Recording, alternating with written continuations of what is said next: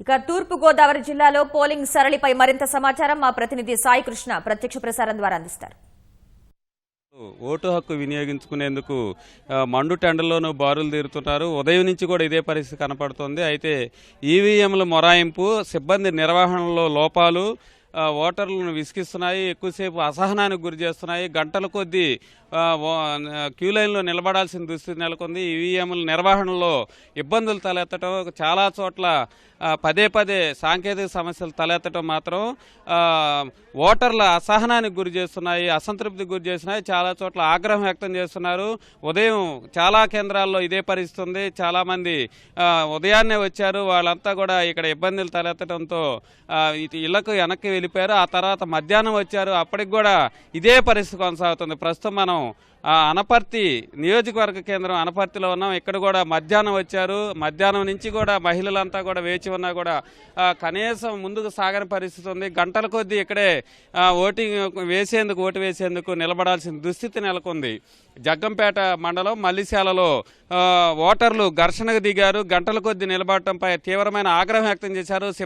గదిలోకి చొచ్చుకెళ్లి సిబ్బందితో గొడవ దిగారు. చాలా కేంద్రాల్లో కూడా ఇంకా ఇదే పరిస్థితి కొనసాగుతుంది. జిల్లాలో ఒకవైపు అధికారులు సమస్య పరిష్కరిస్తున్నాం, సాంకేతిక సమస్యలు తలెత్తిన చోట ఈవీఎంలు మారుస్తున్నామని చెప్తున్నారు. కానీ ఎక్కడా కూడా గంట ఆలస్యం మాత్రం తీవ్రమైన ఆలస్యం అనేది కొనసాగుతూనే ఉంది.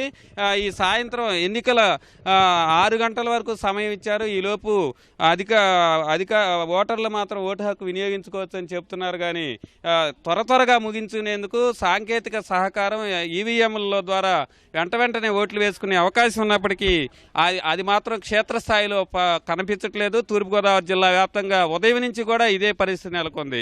మరోవైపు మధ్యాహ్నం 1 గంట వరకు జిల్లా వ్యాప్తంగా 41.21% ఓటింగ్ నమోదైంది. అత్యల్పంగా పి గన్నవరంలో 49%, అత్యధికంగా అమలాపురం నియోజకవర్గంలో 47.02% ఓటింగ్ నమోదైంది.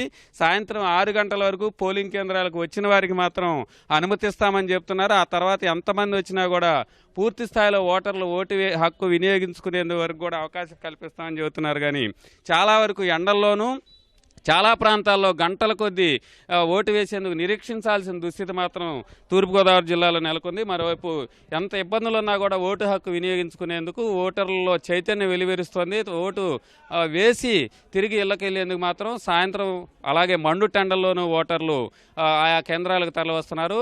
జిల్లా వ్యాప్తంగా ఇతర ఎలాంటి ఇబ్బందికరమైన పరిస్థితి మాత్రం తలెత్తకుండా అధికారులు చేపట్టిన చర్యలు ఫలితాలను ఇస్తున్నాయి. ప్రశాంతమైన వాతావరణంలో మాత్రం తూర్పుగోదావరి జిల్లాలో ఎన్నికలు సజావుగా సాగుతున్నాయి. ఇప్పటికైనా సాంకేతిక సమస్యలు త్వరగా పరిష్కరించి త్వరగా ఓటు హక్కు వినియోగించుకునేందుకు, ఓటు వేసుకునేందుకు అవకాశం కల్పించాలని అన్ని ప్రాంతాల నుంచి కూడా డిమాండ్ వ్యక్తమవుతోంది. కెమెరామెన్ రమేష్తో సాయి కృష్ణ, ఈటీవీ న్యూస్.